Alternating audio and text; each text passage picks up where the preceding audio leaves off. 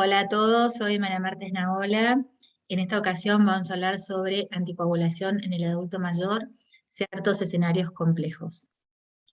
Dentro de los objetivos que vamos a desarrollar es tratar de dar una definición de adulto mayor y muy mayor, algunos escenarios con riesgo de anticoagulación, como pueden ser la fibrilación auricular crónica en pacientes mayores, otras situaciones como el ACV hemorrágico bajo tratamiento anticoagulante, angiopatía amiloide, el reinicio de la anticoagulación luego de una hemorragia cerebral, riesgo de caídas aumentados, comorbilidades como la insuficiencia renal, polifarmacia, deterioro cognitivo, algunas cuestiones de los antagonistas de la vitamina K versus los anticoagulantes orales directos.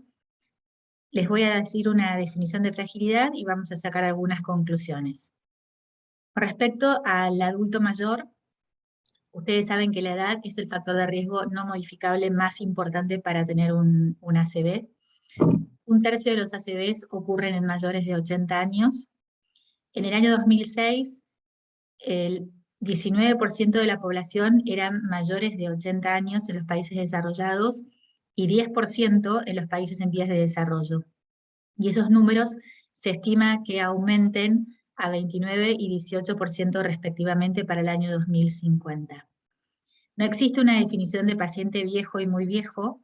Arbitrariamente se toman los 85 años como límite y en algunos estudios mayores de 90 años. Aún una persona mayor de 80 años tiene 20% de riesgo de sufrir un ACV.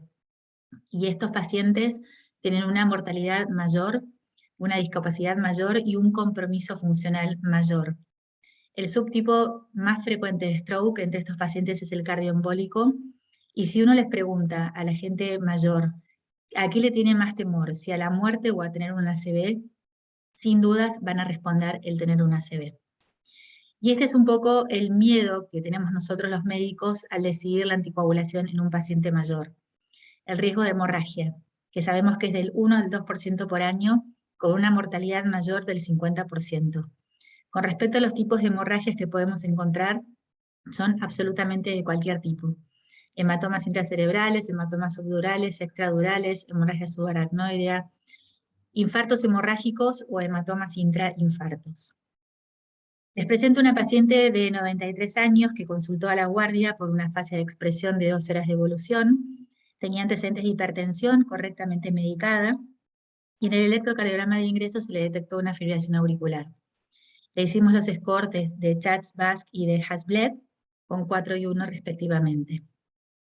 A partir del estudio de Framingham se sabe que la fibrilación auricular tiene una incidencia que aumenta con los años, del 0,2 por mil a los 40 años y llega al 3,9 por mil entre los 80 y 89 años. Afecta globalmente al 10% de la población general y aumenta en 5 veces el riesgo de sufrir un ACV. El riesgo de ACV en los mayores de 80 años es del 10%, y más todavía si se le agregan otros factores de riesgo como la hipertensión, la insuficiencia cardíaca congestiva, diabetes, coronariopatía y enfermedad valvular. Con respecto a los ACVs en general, el 50% son cardioembólicos. La FA paroxística tiene el mismo riesgo que la fibrilación auricular sostenida o crónica. La recurrencia temprana del stroke isquémico en la fibrilación auricular es del 8% a los 14 días. Y estos infartos determinan una mayor discapacidad y mortalidad.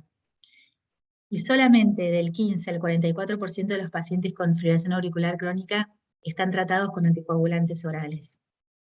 También existe una relación entre la fibrilación auricular y el deterioro cognitivo, independiente de la ocurrencia de una ACV. Los mecanismos propuestos son la hipoperfusión cerebral, inflamación, factores de hipercoagulabilidad, factores genéticos, microsangrados cerebrales en lugares estratégicos que tienen que ver con la memoria, como puede ser el hipocampo, y la ocurrencia de isquemias silentes recurrentes. La anticoagulación per se disminuiría el riesgo de demencia en 60%. Y para esto también es importante el tiempo de rango terapéutico. Este tiempo se asocia con un hazard ratio de 5,34 cuando es mayor del 75% versus 25%. También el Mini Mental Score Es un predictor independiente del RIN fuera de rango y se asocia a un riesgo aumentado de sangrado y eventos vasculares.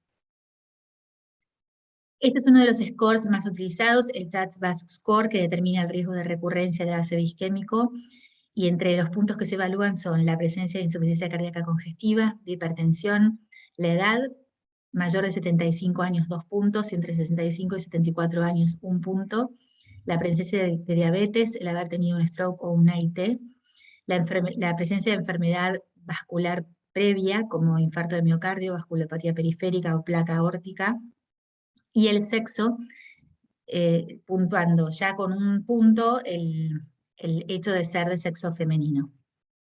Y el score de sangrado, de riesgo de sangrado, el HAS-BLED, que evalúa casi los mismos puntos, por ejemplo, hipertensión no controlada, alteraciones renales y hepáticas, antecedentes de stroke, antecedentes de sangrado, un RIN lábil, la edad mayor de 65 años y el abuso de alcohol o drogas.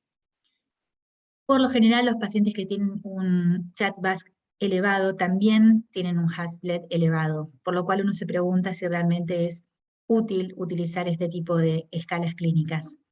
Un HAS-BLED entre 0 y 2 nos marcan un riesgo bajo a moderado de sangrado y de 3 o más un riesgo alto con 1.5% por año de riesgo.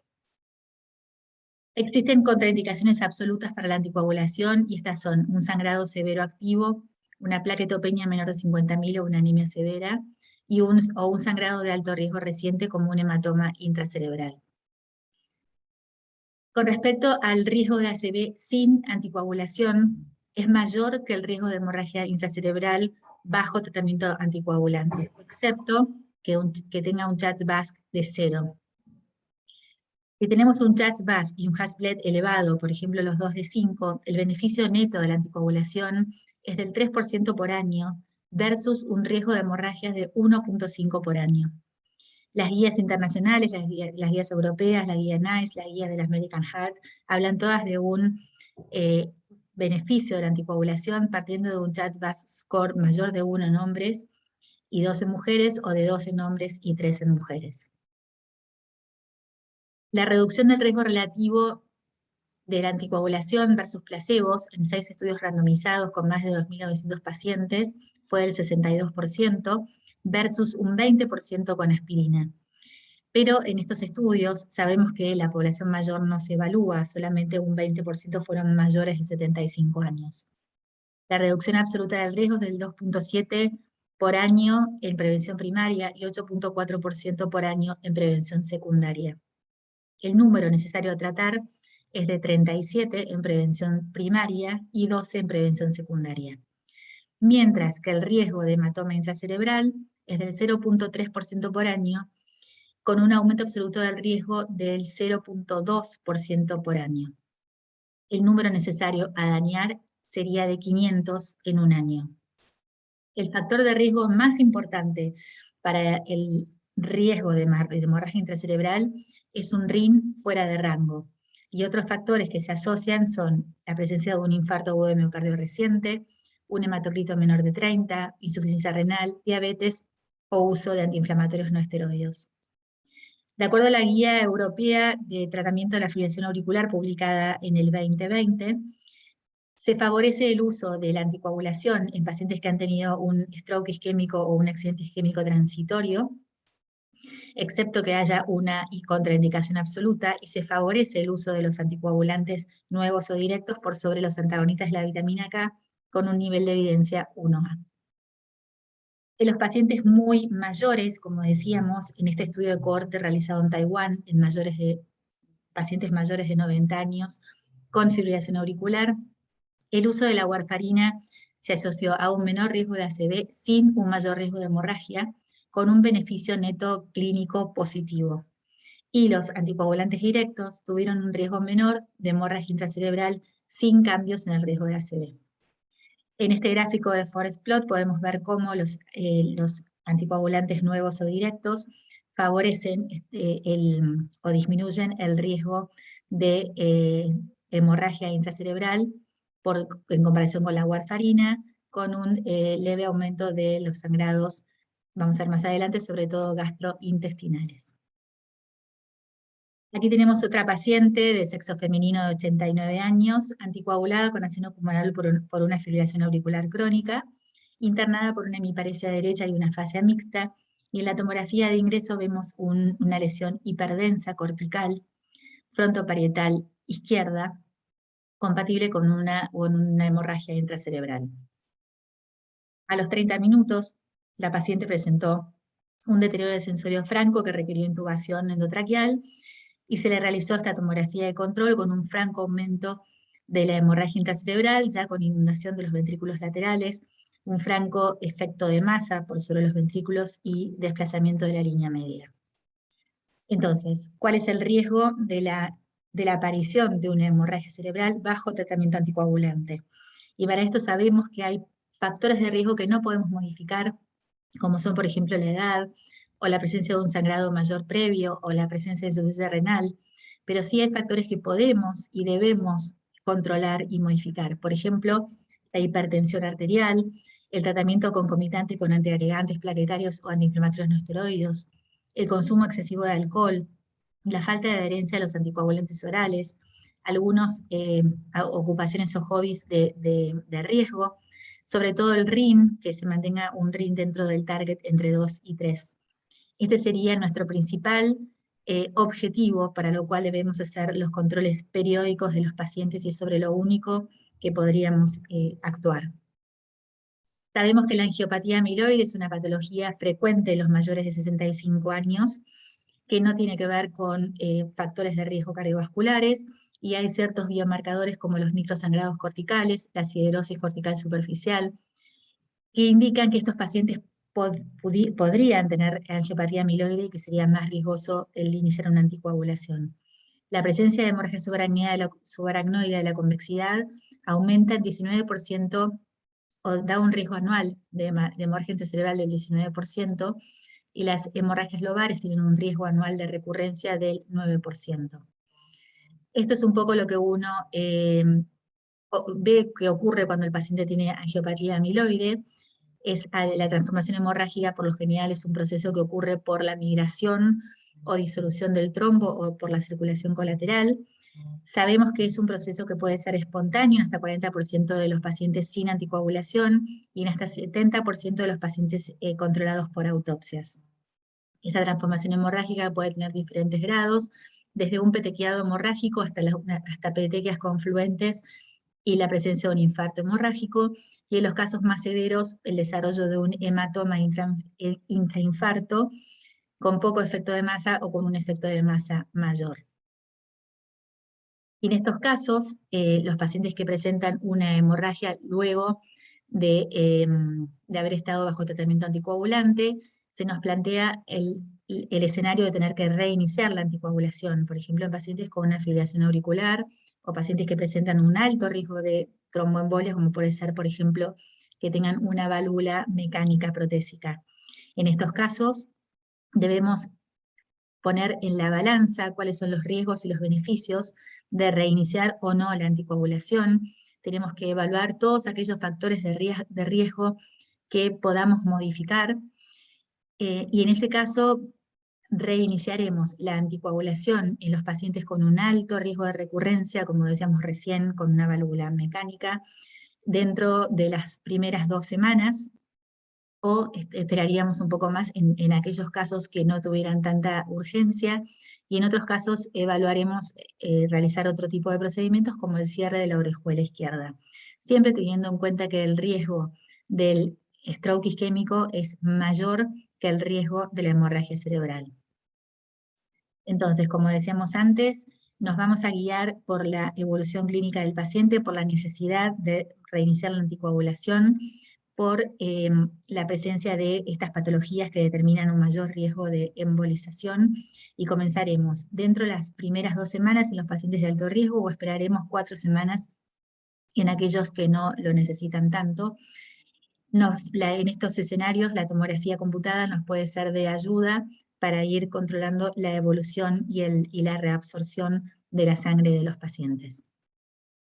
Entonces, según la guía europea, en aquellos pacientes que han tenido una hemorragia cerebral, se reinicia la anticoagulación eligiendo por sobre los antagonistas de la vitamina K, los anticoagulantes directos o nuevos, siempre que se haga una consulta con un especialista en stroke, y yo les agrego que siempre hay que tener en cuenta también la opinión de la familia, que haya una familia continente para poder controlar periódicamente al paciente. Con respecto a otros factores que pueden aumentar el riesgo de hemorragias, como el riesgo aumentado de caídas, sabemos que esto es algo muy frecuente en los mayores de 65 años. Todos los sanatorios y hospitales cuentan hoy por hoy con protocolo para control de riesgo de caídas. Este riesgo es del 1 al 2% por año, y el 5% resultan en caídas, de las caídas resultan en fracturas e internación. Pero, de acuerdo a algunos estudios, se ha determinado que el paciente debe caerse por lo menos 295 veces para equiparar el beneficio de la anticoagulación versus el riesgo de presentar un hematoma subdural. No se han hecho estudios con hematomas intracerebrales. En cambio, en los mayores de 90 años, la mortalidad por caídas es mayor, es del 5.5, y la probabilidad de retornar a su casa luego de una internación es mucho menor que en los pacientes jóvenes. Por lo tanto, en la gente muy mayor se recomienda hacer algún score de riesgo de caídas, teniendo en cuenta la cantidad de veces que se ha caído previamente, si el paciente toma más de 4 medicaciones, si dentro de esas medicaciones se encuentran los psicotrópicos, si tiene pérdida de la agudeza visual, si tiene alguna polineuropatía periférica, y haríamos algún test de marcha como para determinar realmente y objetivamente el riesgo que tenga ese paciente. Con respecto a la insuficiencia renal crónica, sabemos que hay una relación entre la edad y el deterioro de la función renal. También la insuficiencia renal aumenta la incidencia de sangrados menores y mayores. La fibrilación auricular facilita la progresión de una insuficiencia renal crónica, y la prevalencia e incidencia de la fibrilación auricular aumenta con el deterioro de la función renal. Por lo tanto, los pacientes con insuficiencia renal y fibrilación auricular tienen mayor riesgo de ACV y de hemorragias. Con respecto a los antagonistas de la vitamina K, sabemos que en la insuficiencia renal hay una alteración en la ligadura de las proteínas a las drogas, en el volumen de distribución, en el clearance de las drogas, y hay una downregulation de las enzimas hepáticas, con lo cual la warfarina y el acenocumarol requerirían unos controles, un monitoreo más frecuente. Y la FDA ha sacado un black box warning para la warfarina.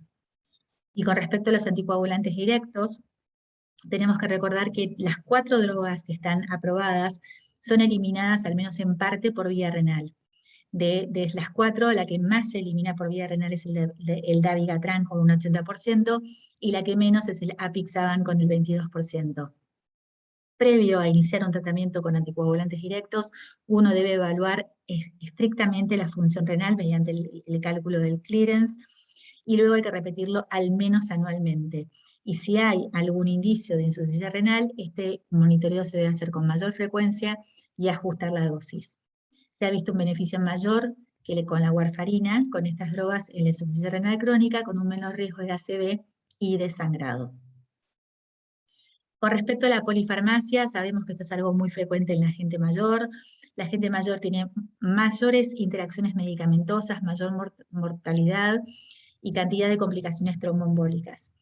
Un análisis post-hoc del Aristóteles, con más de 18.000 pacientes que recibían en promedio 6 drogas. En este estudio se vio una polifarmacia en el 76.5% de los pacientes, con un aumento significativo de la mortalidad y de los ACVs en relación al número de drogas que los pacientes recibían. El riesgo relativo de ACV permaneció constante con el apixaban, independientemente del número de drogas que recibían los pacientes. Por lo tanto, los DOACs parecerían ser más efectivos y al menos tan seguros como la warfarina, y sí se recomienda tener mucho cuidado con el uso concomitante de antiinflamatorios no esteroides, antiagregantes plaquetarios y ciertos antidepresivos inhibidores de la recaptación de serotonina, como el escitalopram. En estos gráficos podemos ver cómo, a medida que el paciente va recibiendo mayor cantidad de drogas, aumenta el riesgo de stroke, de tromboembolias, de sangrado mayor y de mortalidad.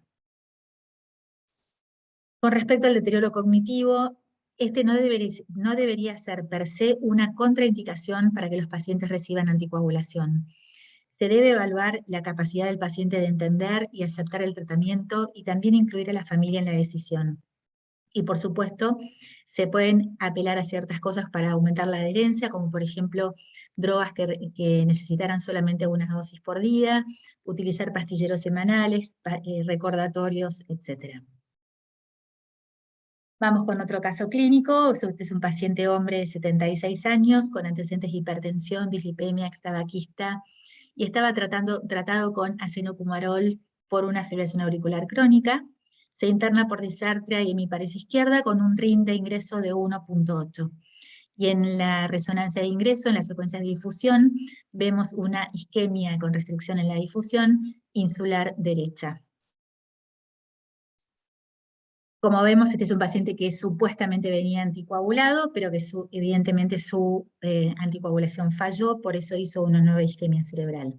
Y con respecto a los anticoagulantes, nos preguntamos cuál sería el agente ideal, y este sería una droga que tuviera un cese de efecto rápido, sin efecto rebote, tolerable en pacientes ancianos y comórbidos, sin interacción con otros fármacos o alimentos, con un efecto reversible, efecto predecible con escasa variabilidad, seguro, o sea que tuviera bajo riesgo de hemorragia, con una dosis fija sin necesidad de ajuste, administración por vía oral, e inicio de efecto rápido y sostenido. Y en esto vemos que los antagonistas de la vitamina K fallan en muchos aspectos, en cuanto a que su respuesta es impredecible, necesita ajustes frecuentes de la dosis, un monitoreo frecuente, interactúa con otros medicamentos y con alimentos, y tiene una lentitud en el inicio y finalización de la acción. Y tienen un nivel de terapéutico limitado con el RIN que debe mantenerse entre 2 y 3. Así todo, los antagonistas de la vitamina K disminuyen el riesgo de ACV en 64%, el riesgo de mortalidad en 26%, es el único tratamiento establecido en pacientes con fibrilación auricular que además presentan enfermedad valvular reumática y o prótesis valvulares, tiene un intervalo terapéutico muy estrecho, requiere un monitoreo frecuente del RIN y ajuste de dosis, y es importante saber cuál es el tiempo de rango terapéutico que tienen los pacientes, ya que este debe ser mayor del 70%. Y desde hace ya casi 10 años están disponibles los anticoagulantes nuevos, o ya ahora llamados directos. Sabemos que hay 4 disponibles. Estos anticoagulantes directos tienen dosis fijas, no requieren monitoreo, tienen un rápido inicio de acción, menores interacciones con otros medicamentos y con alimentos, mejor perfil de seguridad, una ventana terapéutica más amplia. Y los 3 tuvieron, que es lo que más nos importa a nosotros en este escenario, una menor incidencia de hemorragias intracerebrales. En este otro gráfico de Forest Plot también vemos cómo que es un metaanálisis de los estudios de fase 3, vemos cómo los estudios favorecen a los anticoagulantes directos con respecto a los strokes hemorrágicos y en cuanto a la seguridad, a la aparición de hemorragias intracerebrales con un aumento relativo de las hemorragias gastrointestinales. Entonces, los anticoagulantes orales directos han demostrado una no inferioridad con respecto a la warfarina en prevención de ACV y embolismo sistémico. Los metaanálisis han demostrado una reducción del riesgo de embolismo sistémico del 19%, del 51% con respecto al ACV hemorrágico, similar reducción del ACV isquémico con respecto a la warfarina, una reducción del 10% en la mortalidad de cualquier causa, 14% de reducción en riesgo de hemorragia mayor, con un aumento del 25% de hemorragias gastrointestinales. Este otro caso clínico, el paciente anterior, le rotamos la warfarina a un anticoagulante directo, que fue el rivaroxaban. El paciente se vuelve a internar por cefalia y afasia global, con una última dosis del rivaroxaban dada 24 horas antes. Y en la tomografía de ingreso observamos un hematoma intracerebral, intraparenquimatoso, frontotemporal izquierdo. En este caso, el paciente ya había pasado por los antagonistas de la vitamina K, habíamos rotado a un anticoagulante directo y el paciente hace una hemorragia cerebral. Este es el escenario donde nos planteamos el uso de alguna otra terapéutica, como el cierre de la orejuela de la aurícula izquierda. Sabemos que es una recomendación 2B en Europa para pacientes con fibrilación auricular con alto riesgo de stroke y contraindicación para anticoagulación a largo plazo. Hay diversos dispositivos aprobados, tanto en Europa como en Estados Unidos. Sabemos que es un procedimiento que también, por supuesto, tiene sus riesgos y que requeriría un tiempo de anticoagulación luego de realizarlo, con lo cual habría que siempre poner todo muy en la balanza.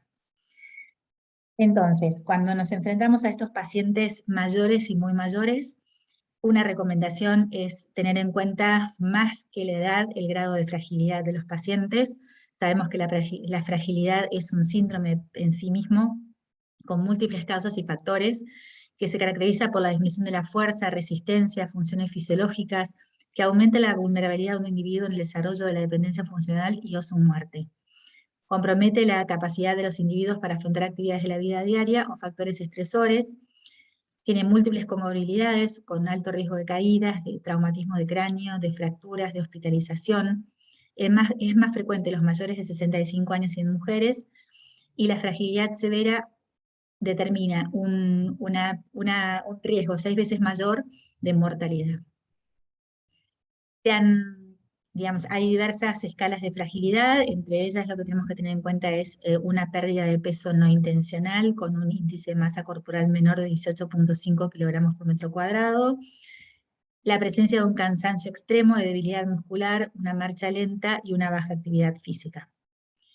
Entonces, como conclusiones, dadas las limitaciones de los scores clínicos, como vimos del CHA2DS2 y del HAS-BLED, la naturaleza dinámica de los factores de riesgo para ACV, cómo estos se van modificando a lo largo de la vida, el mayor riesgo de muerte de ACV en pacientes con fibrilación auricular con más de un factor de riesgo sacando el sexo femenino, y el beneficio neto de la anticoagulación, tanto de los antagonistas de la vitamina K como de los inhibidores anticoagulantes directos o nuevos, se recomienda un tratamiento basado en un score de riesgo.